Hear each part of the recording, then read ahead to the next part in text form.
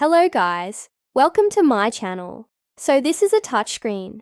It has a glass surface that we can touch, and when we touch a certain area, it will do something. But how does the touchscreen actually know where we've touched it? In this video, I'm going to show you exactly how this works by opening one up and showing you the internals. We'll also be talking about things like the different layers of the display, what happens when you touch the display, how your phone or tablet knows what part of the screen you're touching, and how you can interface with a touchscreen using an Arduino. Let's get into it. This is a 4.3-inch resistive touchscreen. This is a type of touchscreen that consists of a glass front that sits on top of a display. And then there are two conductive layers, sandwiched between two non-conductive layers. These four layers form two pairs of X and Y coordinates, and when we touch the screen, it changes the resistance in the X and Y coordinate at the point where we've touched it, so the controller chip can determine where we've touched the screen. Now let's see how this works by opening up this display. So this display has two metal layers on either side of the plastic film.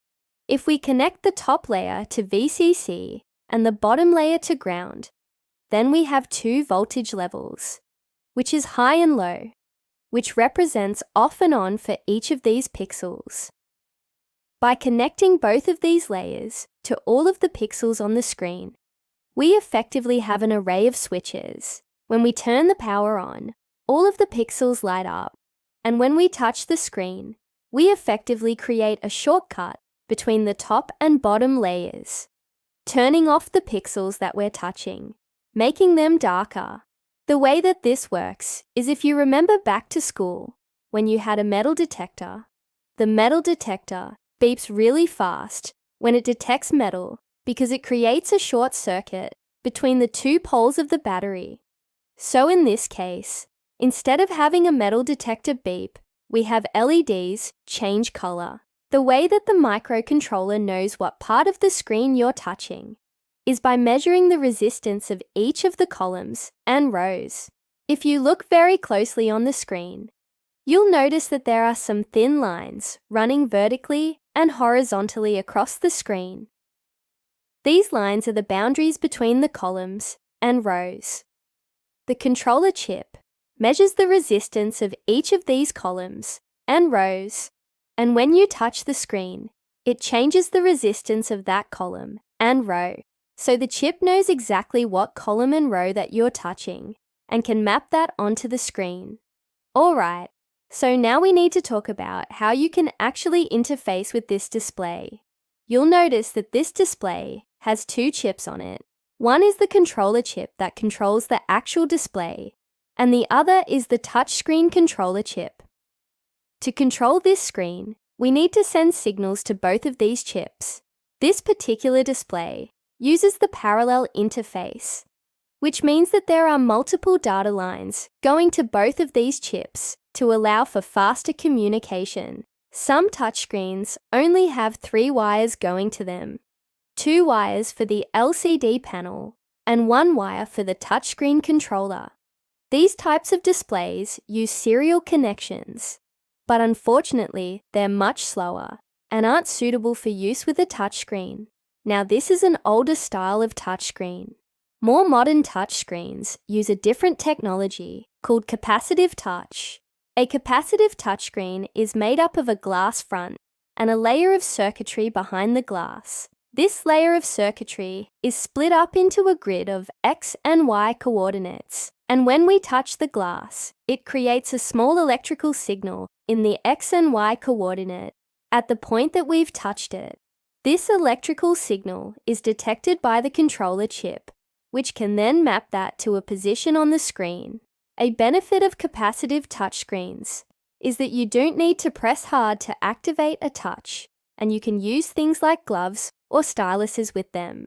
But a downside of capacitive touchscreens is that they are more expensive and typically lower resolution than resistive touchscreens. So let's take a look at an example of a capacitive touchscreen This is a smaller capacitive touchscreen from Adafruit. If we open it up, you'll notice that there isn't anything inside, except for a little controller chip and some traces leading to the front glass. Now, unlike resistive touchscreens, which have a separate chip for the controller and the touchscreen, this chip does both jobs. There are 8 pins on the chip.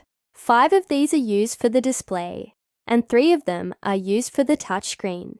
On the front of the display, there is a single layer of circuitry that runs both horizontally and vertically across the display. This is the layer that we talked about earlier, that when we touch it, creates a small electrical signal. So to sum up the main differences between resistive and capacitive touchscreens is that resistive touchscreens require a lot more force to activate than capacitive touchscreens. They're cheaper and typically higher resolution. Capacitive touchscreens are more expensive, but allow you to use a glove or stylus to interact with them. Let's go back to our original resistive touchscreen and look at how we can interface with it using an Arduino. This is a 4.3-inch touchscreen, and it uses the parallel interface to communicate with the Arduino. It needs 12 pins on the Arduino to communicate with it, 6 for the touchscreen and 6 for the LCD panel. Here is the pinout diagram for this particular touchscreen. As you can see, the first 6 pins are for the touchscreen, and the last 6 are for the LCD panel. If you want to use this exact same touchscreen, I'll leave a link to it in the description below. But before we go any further, if you're finding this video helpful, please consider subscribing so that you can be notified when I release future videos. I make new videos every week, so there's always fresh content coming up. Let's start by wiring up the LCD panel first. The LCD panel requires 6 wires: VCC, ground, RS, RW, enable and data. VCC and ground go directly to the 5-volt supply. RS and RW both go to digital pin 12. Enable goes to digital pin 11, and data goes to digital pins 10 and 11. Once the LCD panel is wired up, we can move on to wiring up the touchscreen. The touchscreen requires 5 wires: VCC, ground, X and Y data in an X and Y clock. VCC and ground go to the 5-volt supply. X and Y data go to analog pins 0 and 1 respectively, and X and Y clock go to digital pins 2 and 3 respectively. Once everything is wired up, we can copy this sketch from the project page. I'll leave a link to the project page in the description below. Copy this sketch and paste it into the Arduino IDE. Hit upload, and after a few seconds, the sketch should be done uploading. If you open the serial monitor, you'll see some text that looks like this. This means that the touchscreen and LCD panel are working properly. And now we can move on to calibrating the touchscreen. To calibrate the touchscreen, click on the calibration menu, and then tap on Calibrate. After you're done calibrating, the screen should look something like this. From here, we can go into the main menu, and then go to Touch Test. When we touch the screen, it should turn red. If this doesn't happen, we need to reverse the polarity of either the X or Y axis. To do this, go back into the main menu, and then go to Settings.